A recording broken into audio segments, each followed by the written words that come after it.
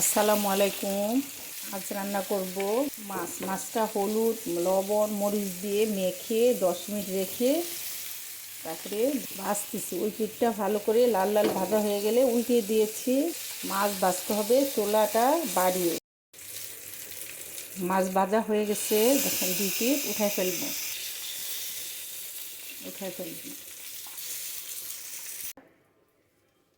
তেলে পেঁয়াজ কুচি দিয়ে দিব, মরিচ কাটা আস্ত, আর হলো অল্প একটু রসুন,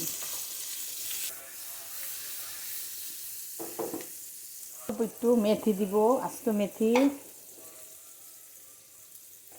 জিরা আধা চামচ থেকে একটু কম।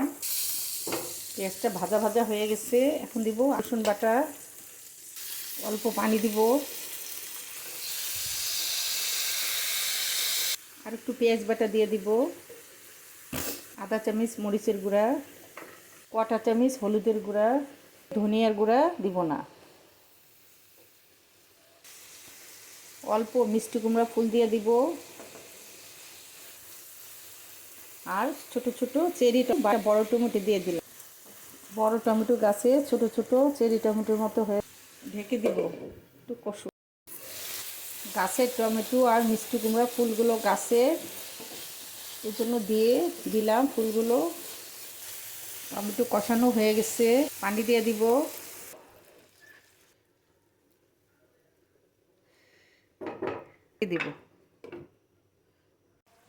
মাছগুলো দিয়ে দিব, ভাজা মাছ,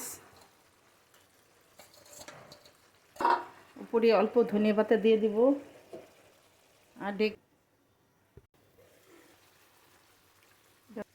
একটু উল্টিয়ে দিব।